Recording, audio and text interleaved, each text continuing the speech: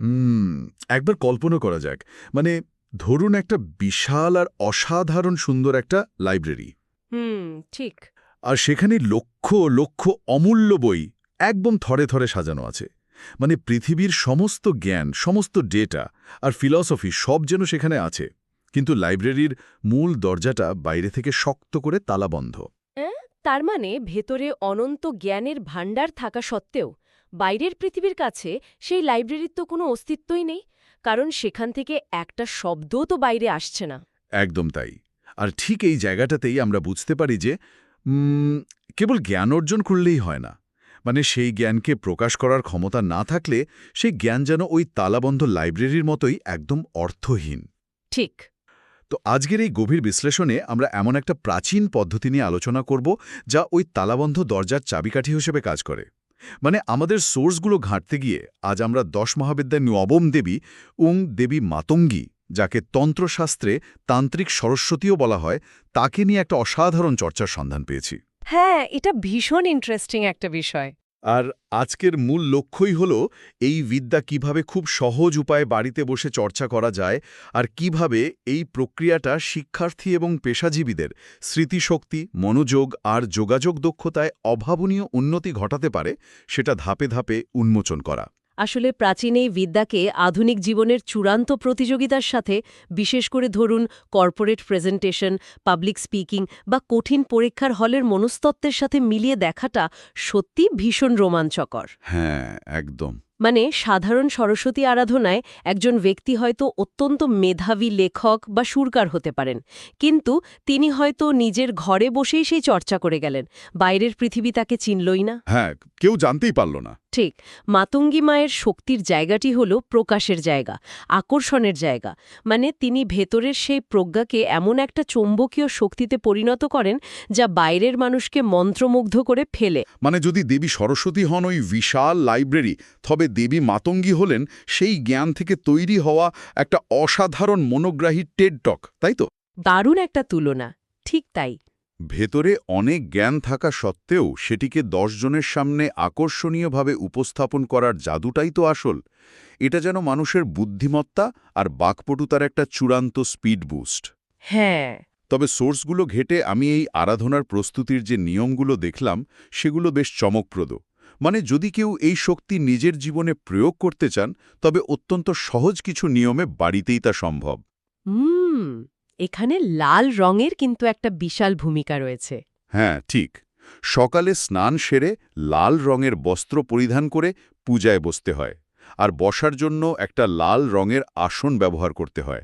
আর বলা হয়েছে পশ্চিম দিকের মুখ করে বসলে সবচেয়ে ভালো ফল পাওয়া যায়।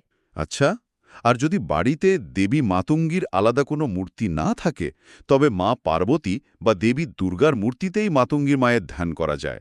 কিন্তু কিন্তু হ্যাঁ, এর পরেই আমি এমন একটা নিয়মের কথা পড়লাম যা আমাকে রীতিমতো ধাক্কা দিয়েছে।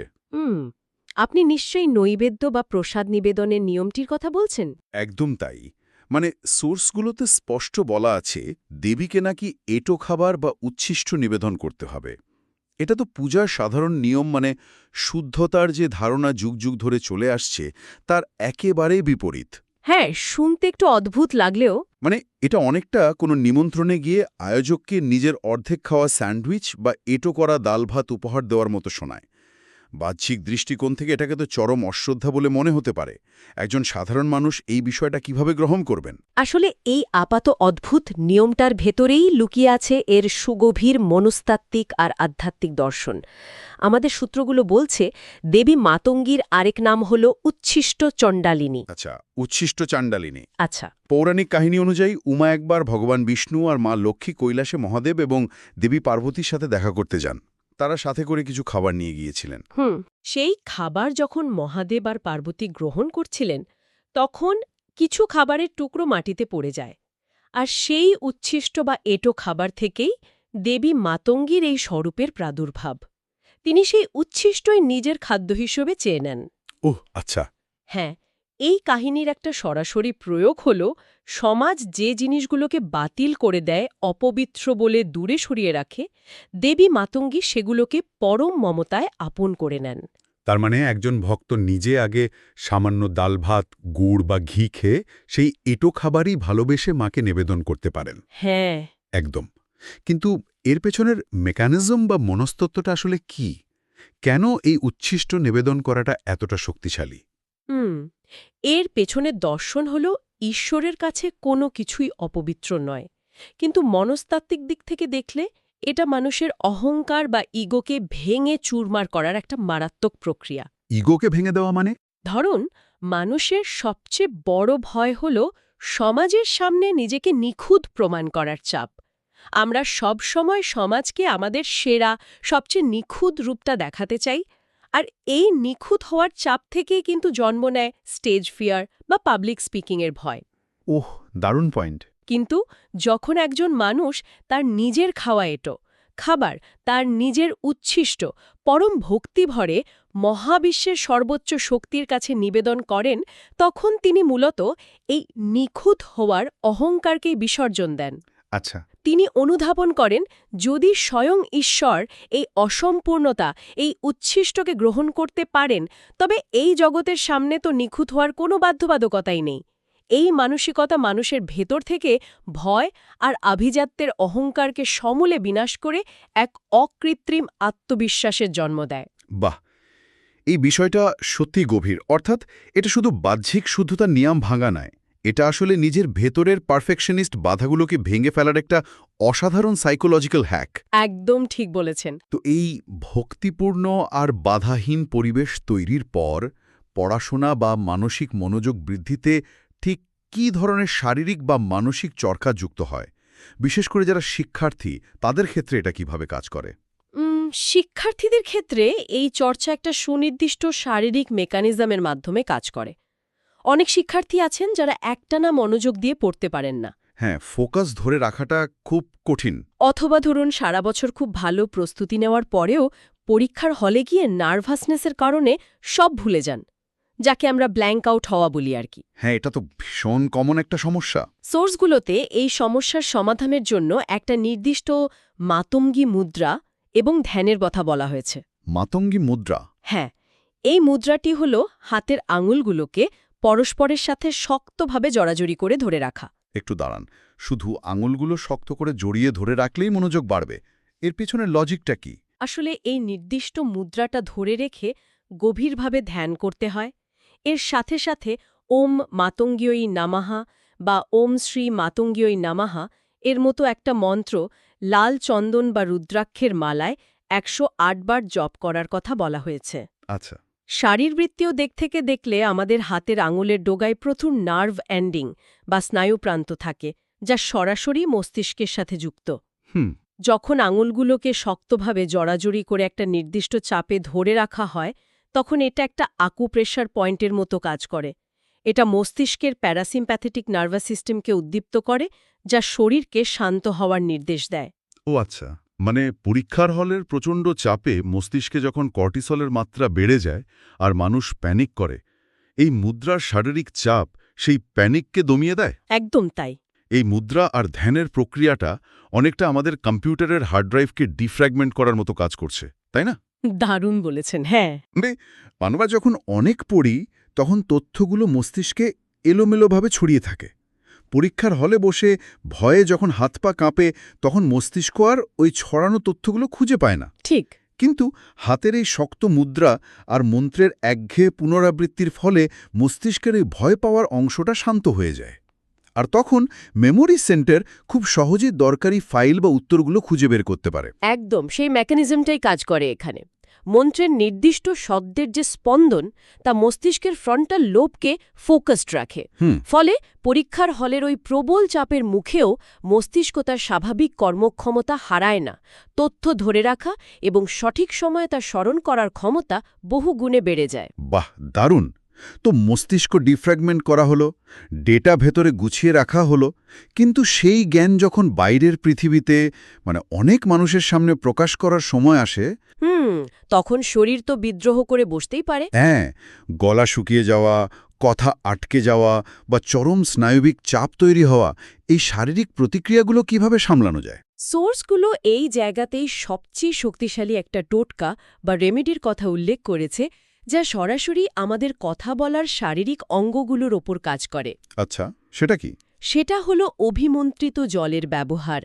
এটা শুধু সাধারণ ভয় নয়, মানে যারা তোতলায় কথা বলতে গিয়ে আটকে যায় বা যাদের চরম স্টেজ ফিয়ার আছে, তাদের জন্য এটা অসাধারণ কার্যকর। কিভাবে তৈরি করতে হয় এই জল? পদ্ধতিটা হলো একটা বাটিতে পরিষ্কার জল নিয়ে তাতে 2 ফোঁটা গঙ্গা জল মেশাতে হয়।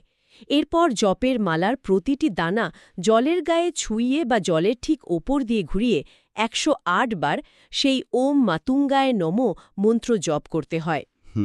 আর এই অভিমন্ত্রিত জল টানা 40 দিন পান করতে বলা হয়েছে। বলা হয় এটা অটিস্টিক শিশুদের ক্ষেত্রেও তাদের নার্ভাস সিস্টেমকে শান্ত করতে সাহায্য করে। একটু দাঁড়ান। জলকে মন্ত্র বা আত্মবিশ্বাস দিয়ে প্রোগ্রাম করার এই ধারণাটা শুনতে একটু কাল্পনিক লাগে। মানে একজন সংশয়ী মানুষ হিসাবে প্রশ্ন জাগতেই পারে, এটা কি কেবলই একটা সাইকোলজিক্যাল প্ল্যাসিবো এফেক্ট, নাকি এর পেছনে কোনো বিজ্ঞান বা মেকানিজম লুকিয়ে আছে?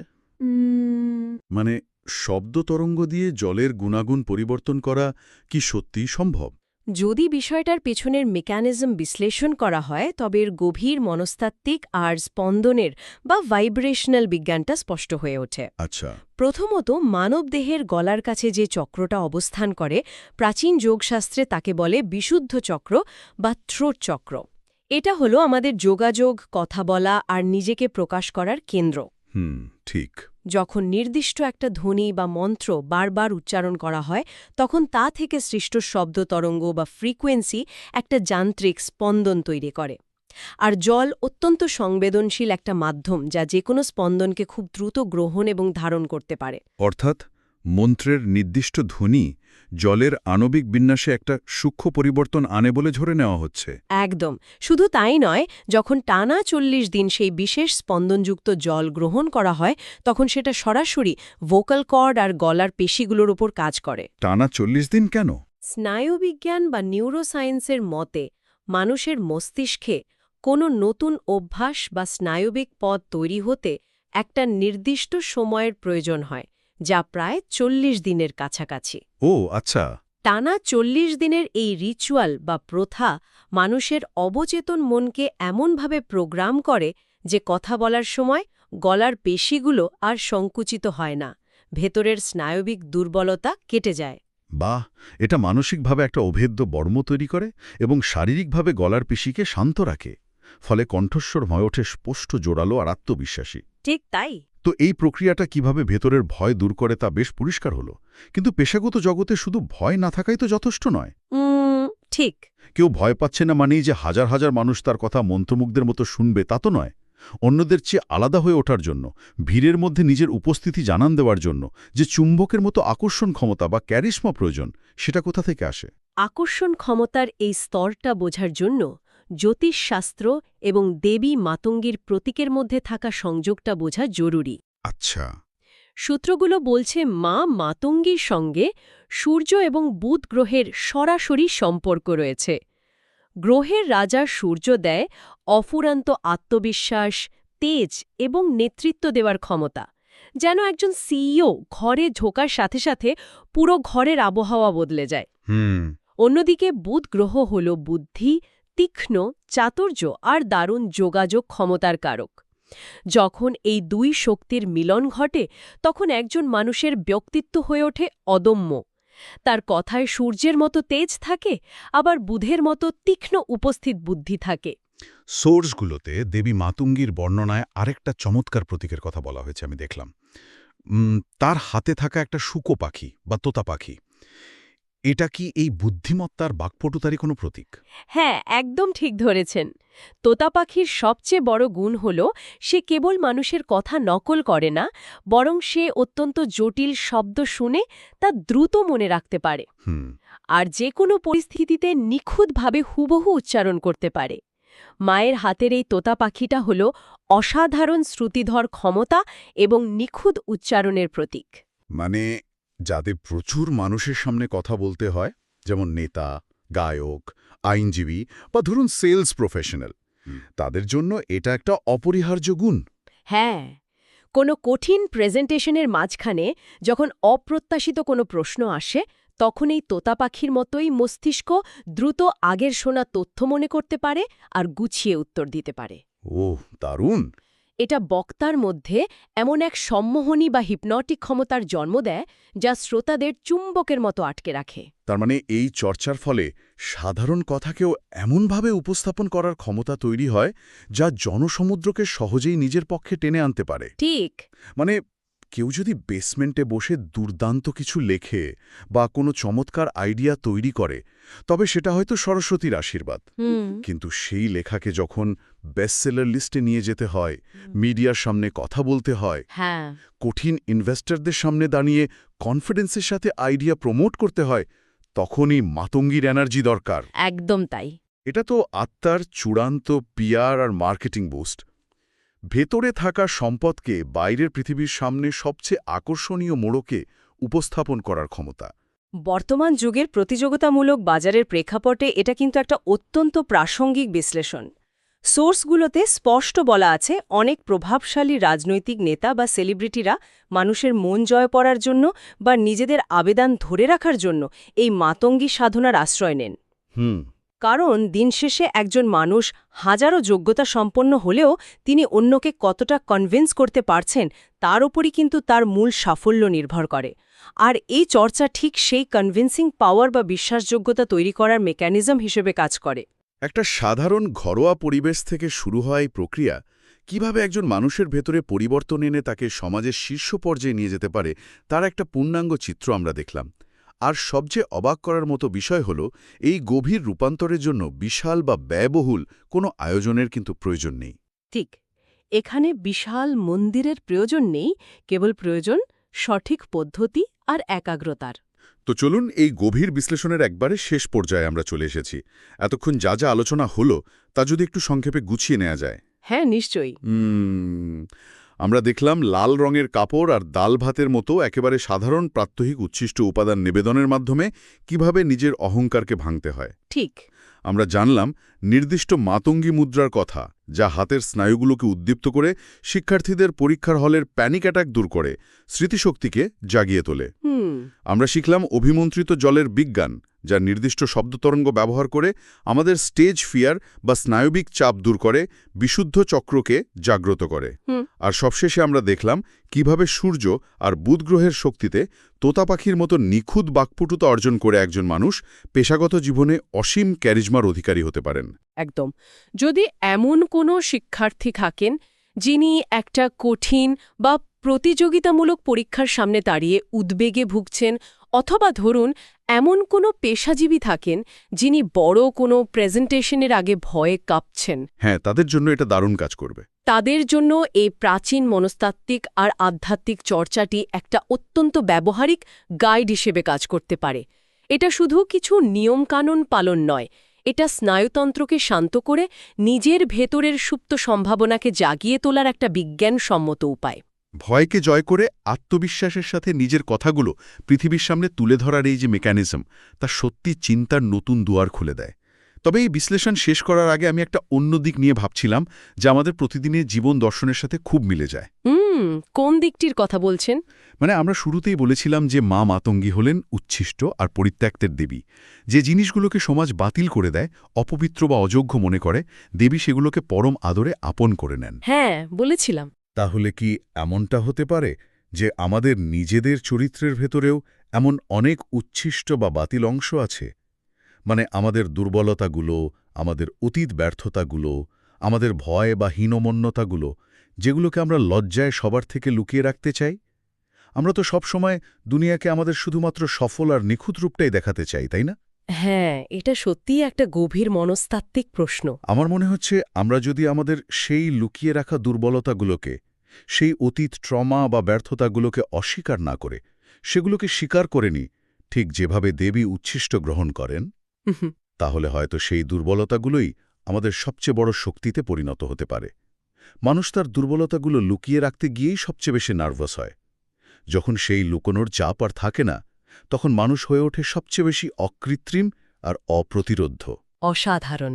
আমরা আলোচনার শুরুতে যে তালাবন্ধ বিশাল লাইব্রেরির কথা বলেছিলাম, হয়তো সেই তালা খোলার আসল চাবিকাঠিটা প্রথম থেকেই আমাদের ওই বাতিল করা আবর্জনার স্তূপ অর্থাৎ আমাদের দুর্বলতাগুলোর মধ্যেই লুকিয়েছিল। ভেবে দেখার মতো একটা বিষয়, তাই না? এই ভাবনাটি সত্যি গভীরভাবে আলোড়িত করে। নিজের সমস্ত ত্রুটি আর অসম্পূর্ণতা সহ নিজেকে সম্পূর্ণভাবে গ্রহণ করার মধ্যেই হয়তো লুকিয়ে আছে আসল মুক্তির স্বাদ, আর সেখান থেকেই জন্ম নেয় পৃথিবীর সবচেয়ে শক্তিশালী কণ্ঠস্বর। একদম। এই চিন্তার খোরাক নিয়েই আজকের মতো আমাদের এই গভীর বিশ্লেষণ এখানেই শেষ করছি। নতুন কোনো বিষয়, নতুন কোনো রহস্য আর তার পেছনের বিজ্ঞান নিয়ে আমরা আবারও ফিরে আসব। ভালো থাকবেন।